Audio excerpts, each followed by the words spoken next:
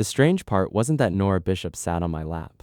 The strange part was that she stayed there for 20 extra minutes after the stool next to me opened back up. It was Thursday, trivia night, and the rusty anchor was doing that thing where every table in the place fills up at exactly 7:15, like someone rang a bell only Denver could hear. Our team had claimed the corner booth weeks ago, back when it was just the 4 of us. Now it was 7 of us, 1 stool short, and a score sheet that somebody had already spilled a little beer on. So when Nora came back from the bar and found her stool gone, taken by a guy in a fleece vest who was very deeply invested in the sports category, she looked at me, looked at my lap, and said, "Budge up! Ford! I budged up!" She sat down like it was the 7th most normal thing that had happened to her that day. The strange part came when fleece vest guy finished his beer and wandered off toward the dartboards. His stool sat there, empty, right next to us. Nora looked at it. Then she settled back against my chest and said, "Huh, would you look at that?" And she didn't move. That was the night my life split cleanly into a before and an after. My name's Caleb Ford. I was 27, I taught 5th grade at a school with a mascot nobody could agree on, and I had a group chat full of people who mostly communicated through screenshots of other people's texts and increasingly bad trivia team names. Nora was the best thing in that group chat. She was 26, a vet tech at a clinic 2 blocks from my apartment, and she had this laugh that showed up half a beat before the joke landed, like her whole face already trusted you. She had dark hair she was always shoving out of her eyes, a gray thrift store jacket she refused to replace even though the zipper stuck, and a habit of arguing with menus out loud. That night she wore the jacket over a green sweater, and every time she leaned forward to write down an answer, her hair brushed my jaw. I noticed that. I had spent a long time trying very hard not to notice things. Nora and I had been best friends for almost 3 years. We met when her clinic sponsored a school fundraiser, and she showed up with a corn snake named Steven to teach my class about reptiles, and halfway through the presentation, Steven got loose, and I found him behind the radiator using a broom and my very last shred of dignity. Afterward, she bought me a beer as an apology and said, "In my defense, Steven has abandonment issues." I knew right then I wanted her in my life. Not romantically. At least that's the sentence I kept telling myself. Back then, she had a boyfriend, and I had recently gotten out of a relationship with a woman who told me, on her way out the door, that I was emotionally a great apartment with terrible lighting. I still don't fully know what that meant, but it made me cautious about giving anyone else the tour. So Nora became the safe one. Grocery runs, movie nights, trivia. The kind of easy closeness that people either got immediately or completely misread. Our friends misread it constantly. Just to confirm, my friend Sam said from across the booth, grinning around his beer, "This is 100% platonic seating." Nora, one arm looped loosely around my shoulders for balance, didn't even blink. "Extremely," she said. Her hip shifted against my leg, and my whole respiratory system filed a complaint. "Very platonic," I added, because apparently I hated peace. Sam's girlfriend, Priya, snorted into her drink. That was the least believable thing I've heard since Owen said he studied for this. Owen, offended, mouthed something about the sports category. Nora leaned back just far enough to look at me. "You good, Ford?" Nobody called me Ford but her. When she said it, it sounded like she had a version of me nobody else got. "Fine," I said. "You're sitting very still, trying not to cause an incident. You're not the one at risk of an incident. My legs are."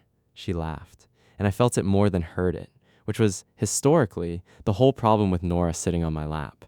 She wasn't just weight and warmth. She was close enough that I could see the little scar above her eyebrow from a dog bite in vet school. Close enough that when she reached for her drink, her hair caught on my collar and my brain quietly left the building. I told myself to be normal.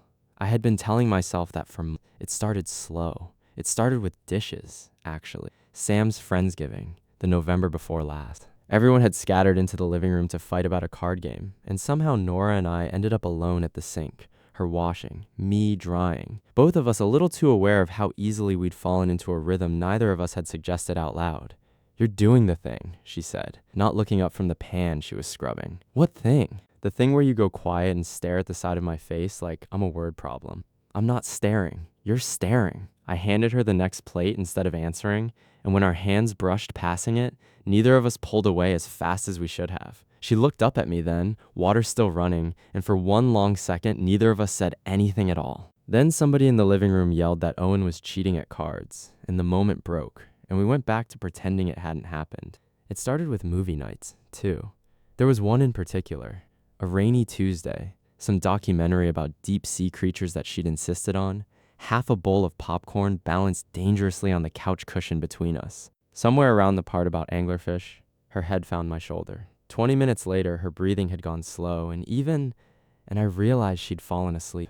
I didn't move for the next 50 minutes. My arm went numb. The documentary ended and rolled straight into another one about volcanoes, and I let it play rather than risk the sound of the remote waking her up. When she finally stirred, groggy, she looked up at me with sleep still in her eyes and said, "You could have moved. I didn't want to." She'd gone quiet after that, like she wasn't sure what to do with the sentence, and then made a joke about drooling on my shirt instead, and I let her, because it was easier than either of us saying what we actually meant. And it started, more than anything, on the night Nora found out Grant had cheated on her. She hadn't heard it from him. She'd heard it from a mutual friend's Instagram story, some blurry photo with a caption that gave the whole thing away, and she'd called me from her car outside the clinic, voice wrecked in a way I'd never heard from her before.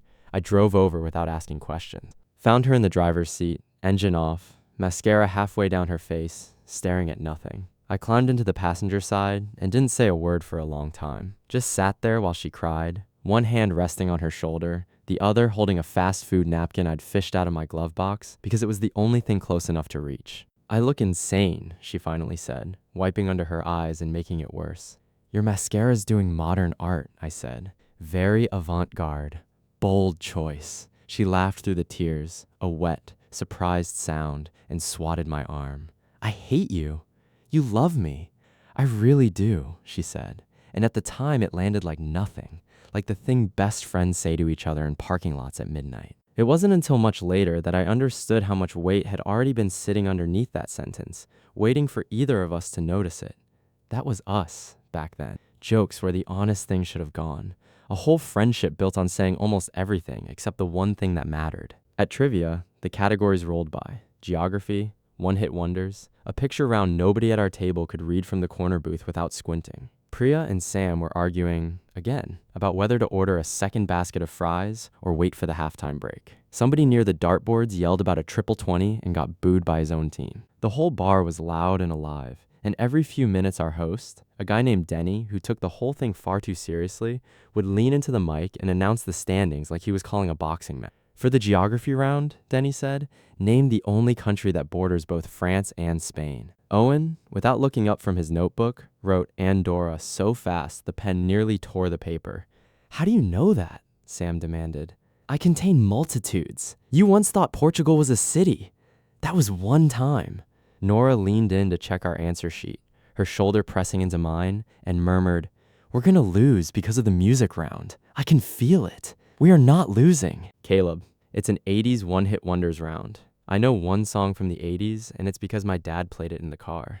Then hum it if you have to. I believe in us." "That's insane. You should not believe in us." "Too late. Already committed." She laughed, and the sound of it got swallowed up in the noise of the bar, and for a second I forgot to be nervous about anything at all. My whole world had narrowed down to the weight of Nora against me. "You can move back to the stool," I said quietly, nodding at it. She glanced over. "You're not stuck with me. I know that too." Her fingers were resting near the collar of my shirt, not gripping, just there, like a question she hadn't decided to ask yet. I tried to joke my way out of the heat climbing my neck. "Is this a protest? Are you anti-stool now? Maybe I've discovered your lap has better back support. It's not medically rated for this. It's doing fine." I smiled despite myself, and then she turned her head, and for one very dangerous second, we were nearly face to face. The joking dropped out of her expression. Her eyes flicked to my mouth and back up so fast I would have missed it if I hadn't already been quietly memorizing everything about her. That look undid every excuse I had stacked up between us. She saw it happen. I know she did, because her smile changed into something that wasn't teasing anymore. "Caleb," she said. "Just my name, not Ford. That was worse. Yeah?" She opened her mouth, then glanced past me at the table. Priya wasn't distracted enough. She was watching us over her glass with the face of someone witnessing something she'd predicted out loud months ago. Nora cleared her throat and reached for my beer instead. "Can I steal a sip?" "You hate IPAs. I'm growing as a person. You once said one tasted like a Christmas tree filed a complaint." She took a sip, grimaced, handed it back. "Still true," I laughed, and she smiled like she'd needed to hear it. Then my phone buzzed face up on the table. I ignored it. Nora didn't. Her eyes dropped to the screen, and we both saw the preview at the same time. Maddie, Mom wants to know if Nora's coming to Sunday dinner again. Also, she said, tell your brother to stop being a coward. But I wasn't supposed to say that part. Nora went very still. My stomach dropped through the floor of the bar. I grabbed the phone and flipped it face down, about 4 seconds too late to save any dignity. Nobody else at the table had noticed. The bar kept roaring around us. But between me and Nora, everything had gone quiet. She didn't get up. She didn't make a joke. She just looked at me, close enough that I felt her breath, and said, your mom thinks you're being a coward? I swallowed. She has opinions. About me? I should have deflected. Blamed my sister. Blamed the IPA. Blamed mothers in general for developing hobbies once their kids move out. But Nora's fingers were still resting against my shirt, and her eyes weren't giving me anywhere to hide. Sometimes, I said. Her voice dropped lower. And are you? Before I could answer, a stool scraped hard against the floor behind us. A guy stepped into the space beside our booth. Tall, expensive haircut, the kind of jacket that costs more than it should. Nora's ex, Grant. He looked at Nora sitting on my lap. Then he looked at me. Seriously, Nora? He said. Him?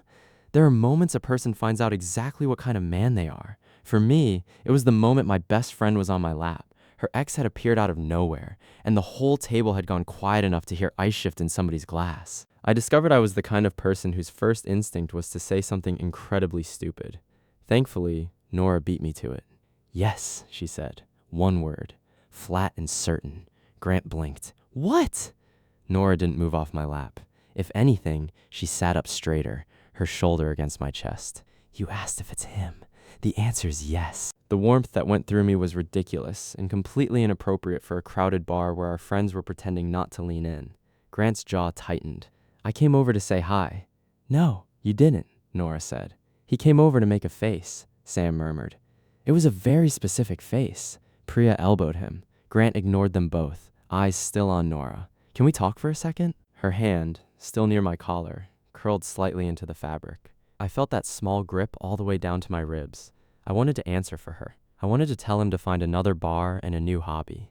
But Nora didn't need me to be a wall in front of her. She needed me beside her, so I kept quiet and let her choose. She glanced back at me, quick, not asking permission, just checking that I was there.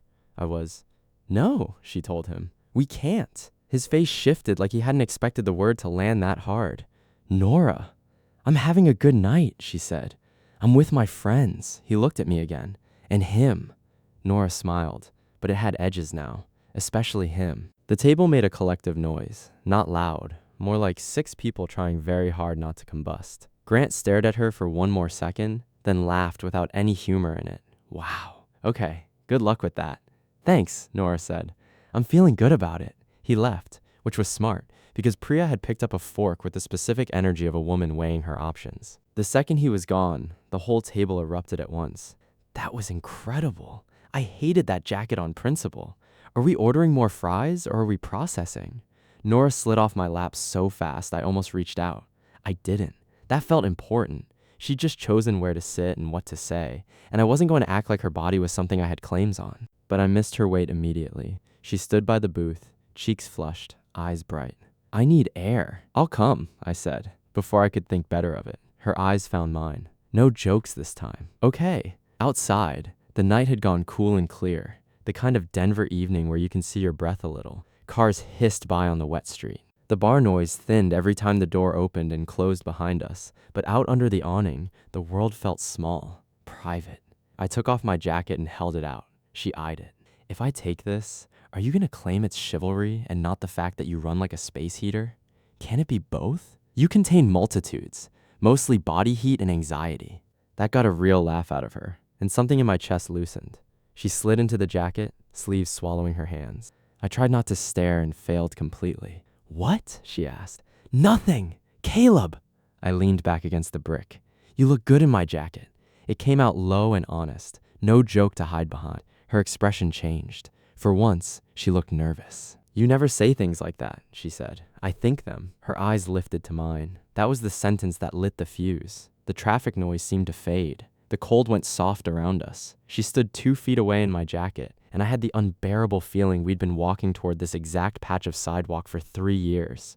What else do you think? She asked, careful. I laughed once, quiet. Nora, No, she stepped closer. You don't get to hand me one brave sentence and then retreat back into being adorable and useless. Adorable? Don't cling to the wrong word. I rubbed a hand over my face, smiling despite myself. Because of course she'd do this. Of course Nora Bishop would drag honesty out of me with a joke in one hand and a spotlight in the other. I looked at her. Really looked. I think, I said slowly, that I know your coffee order better than I know my own. I think I've compared every date I've been on since college to just sitting on your couch arguing about which reptile documentary to watch. And I think when Grant walked up tonight, the only thing I could feel was how much I didn't want to give up my seat. Her lips parted. I kept going before the courage could evaporate. I think I've been a coward, exactly like my mom said. Because being your best friend is the best part of my life, and wanting more felt like gambling with the one thing I can't afford to lose. For a second, she didn't speak. Then she reached out and took my hand. Not my sleeve, my hand. Her fingers slid between mine like they'd done it 100 times. You absolute idiot, she whispered. I stared at her. That could mean a few things. It means I broke up with Grant 8 months before he cheated, in my head, because I kept wanting to text you first about everything.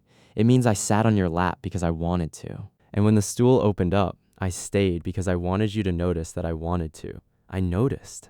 I noticed so hard I might need medical attention. Her smile trembled. Caleb, yeah? I'm scared too. That landed deeper than the teasing had. Of me? I asked. Of this. Of ruining the person I call when everything else is too loud. You're my safe person, but not in a boring way. If something good happens, I want you there. If something terrible happens, I want you there. If nothing happens at all, I still want you there. My throat tightened. Behind us, the bar door swung open, spilling noise onto the sidewalk. We didn't turn. I ran my thumb over her knuckles. Then maybe we don't ruin it. Maybe we build on it. Her smile came back, soft and startled. That was very 5th grade teacher of you. I can make a chart. Do not make a chart out of our feelings. Our feelings deserve a chart. She laughed and stepped close enough that the front of her borrowed jacket brushed my shirt. Then she rose onto her toes and kissed my cheek, not my mouth. A brief, warm press just beside it, close enough to knock every thought I had down a flight of stairs. When she lowered back down, her face stayed inches from mine. That was a test, she said. I forgot English. Did I pass? I don't know yet. I'm collecting data. Shut up. And then she kissed me for real. It was careful at first. 2 best friends stepping over a line and finding it held. Her hand tightened in mine. My free hand found the side of her face, and she made the smallest sound against my mouth that turned careful into difficult. I kissed her like I'd been saving up every swallowed sentence for 3 years. She kissed me back like she was tired of waiting too. When we broke apart, we were both breathing hard. She pressed her forehead to my chest and laughed, shaky. Well, that's gonna complicate trivia night. I wrapped my arms around her slow enough that she could pull away if she wanted. She didn't. She tucked herself under my chin instead. I'm willing to face the complications, I said. Brave man. Terrified man. Me too. The bar door flew open. Sam stuck his head out, eyes wide. Not to interrupt whatever's happening out here, but Priya says if you two don't come back in, she's announcing your engagement to the whole trivia league. Nora groaned into my shirt. I looked down at her. Ready? She took my hand again, this time in plain view. Especially with you, she said. Walking back into the bar, holding Nora's hand felt somehow more intimate than the kiss outside. A kiss could be blamed on adrenaline, or the cold, or Grant's terrible jacket. Hand-holding was evidence. Priya saw it first. Her mouth fell open in a silent scream, and she smacked Sam's arm 3 times without looking away from us. Ow, Sam said. Love is violent. Nora lifted our joined hands. Everyone, before this gets weird. Everyone got weird immediately. There was cheering. Owen stood up like he was giving a wedding toast. I always knew this day would come, mostly because Caleb looks at Nora like she invented Sundays. I did invent Sundays, Nora said.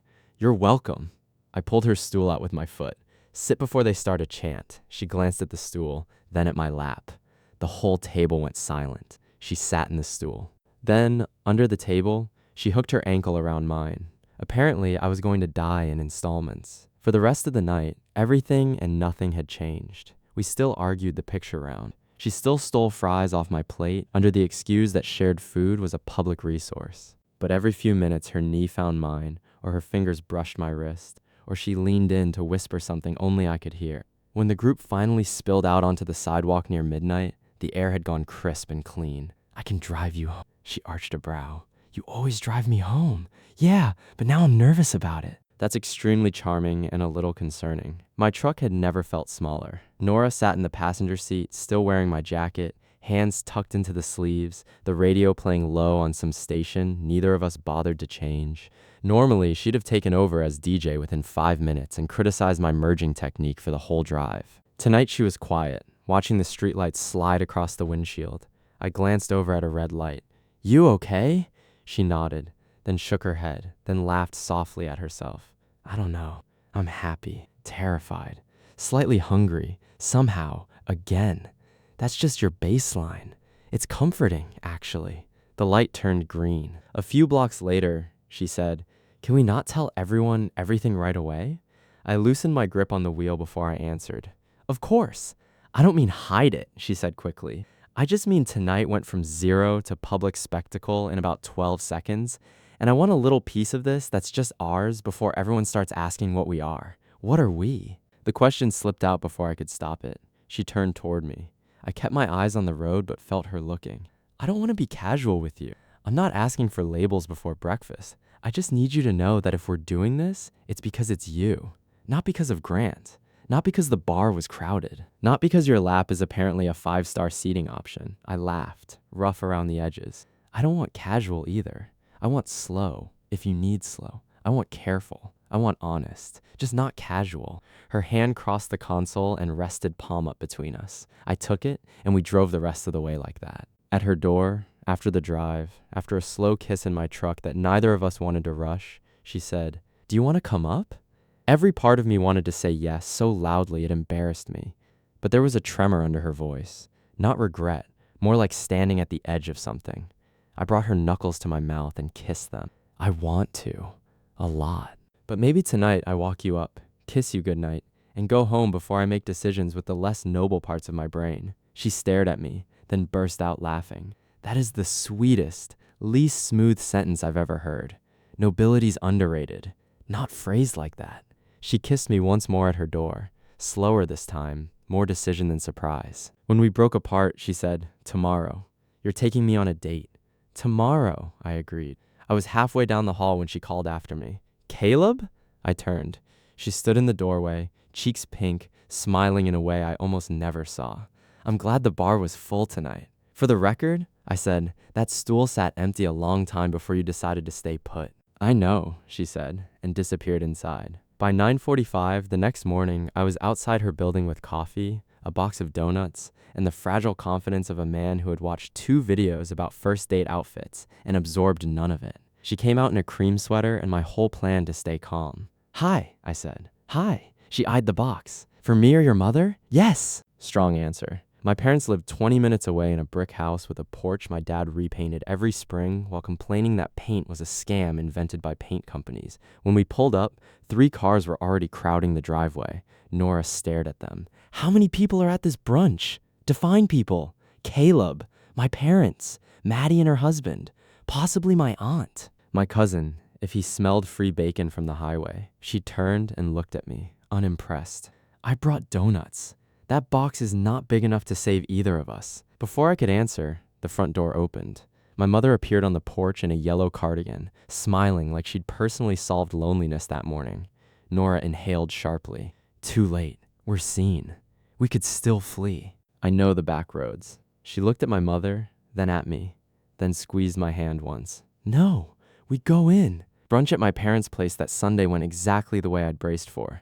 My mother hugged Nora first, called her my girl within the first 90 seconds, and my sister Maddie spent the entire meal grinning at me over a plate of bacon like she'd personally orchestrated the whole thing. My dad asked Nora 3 separate questions about the clinic, and then asked me, out of nowhere, why I looked like a porch light with a short in it. My aunt said something under her breath that sounded suspiciously like "finally," and then pretended she hadn't. "So," Maddie said eventually, lifting her coffee, "are we allowed to acknowledge last night?" "No," I said. "Yes," my mother said. Nora choked on her orange juice. I put a hand on her back, and she leaned subtly into it, and that small trust steadied something in my chest. "We're figuring it out," I said. Then Nora's hand found mine under the table, not hiding, reaching, so I laced our fingers together on top of the table where everyone could see. "We're dating," I said. "On purpose." Maddie's grin went soft. My mother pressed a hand to her chest. My dad just nodded like I'd finally announced a reasonable life decision. On purpose? Nora echoed, smiling down at our hands. After brunch, while everyone drifted toward the living room, Nora slipped out to the back porch. I found her there with her arms folded on the railing, looking out at the yard. Too much? I asked, stepping beside her. A little. Sorry, not bad too much.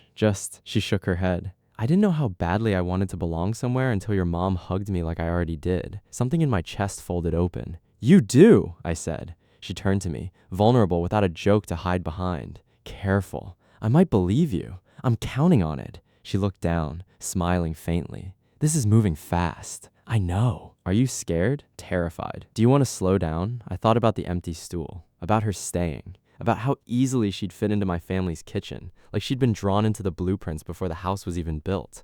No, I said. I want to be careful, but I don't want to pretend slow is safer if it's really just fear wearing nicer shoes. Her laugh came out soft. Then she stepped into me and wrapped her arms around my waist, and I held her there on my parents' back porch while voices drifted out from inside, and the whole afternoon felt unbelievably kind. That night, I picked her up for our real first date, an Italian place downtown, candles, a menu I pretended not to panic over. Halfway through dinner, she reached across the table and wiped a bit of sauce from the corner of my mouth with her thumb. I went still.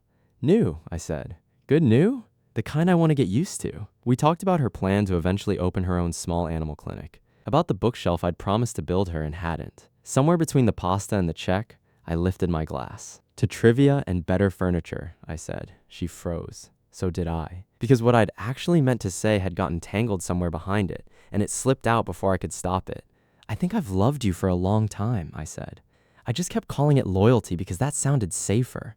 Her eyes shone. Her phone buzzed on the table, Grant's name lighting up the screen. For 1 second, neither of us moved. Then she picked it up, turned it off completely, and put it in her bag. He doesn't get a seat at this table, she said. Something in my chest unclenched. No, I said. He doesn't. She reached for my hand. For the record, she said, voice trembling just enough to undo me. I love you too. I think I have for a while. I just called it friendship because naming it felt like a risk I couldn't take back. I brought her hand to my mouth. You're not losing me. Promise? Promise. After dinner, we walked along the creek path near her apartment because neither of us wanted the night to end yet.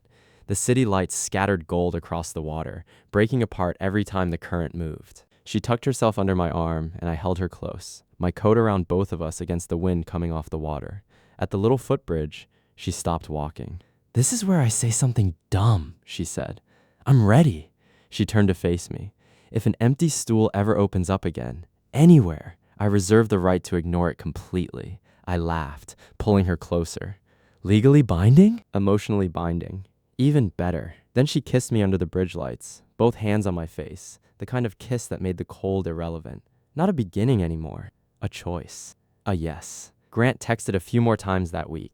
Nora answered once, kindly and firmly, then blocked him and showed up at my apartment with takeout instead. Do you feel weird? I asked. She kicked off her shoes and curled onto my couch like she already owned half of it. I feel free. Then she patted her lap. Your turn. I'm 6'1". Coward.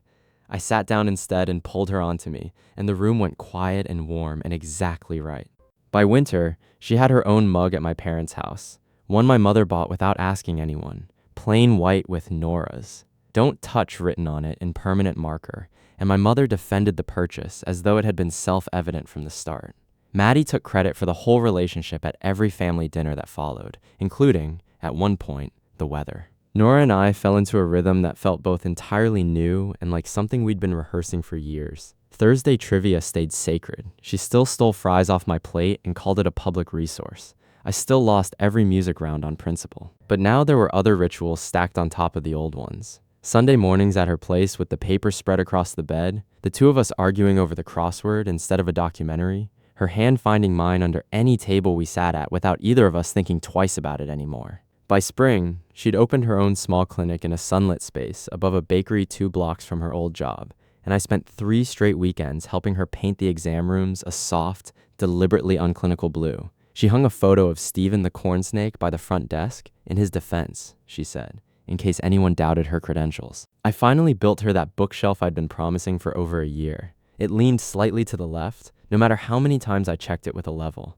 "I love it," she said. "It's crooked." "So are we, a little." She kept it anyway, and filled the top shelf with vet textbooks and the bottom shelf with every ridiculous trivia trophy our team had somehow managed to win. A year after that trivia night, we went back to the same bar with the same friends, and somehow ended up at the same booth. This time there were plenty of stools. Nora looked at the empty one beside me, then at my lap. Sam groaned. "Absolutely not. I refuse to relive the origin story." Nora smiled at him, then sat on my lap anyway. I wrapped an arm around her waist like it was the most natural thing in the world. "Seat taken?" she asked. "Always," I said. She leaned back against me, laughing, her hand resting over mine. Around us, the bar was loud and crowded and alive, but I only noticed her, the best friend who became the love of my life, because for once, neither of us moved away. What would you have done if your best friend sat on your lap because the bar was full and an empty seat opened up right next to you, and they never took it? Have you ever had one small, ordinary moment quietly rearrange your whole life like that? Tell me in the comments.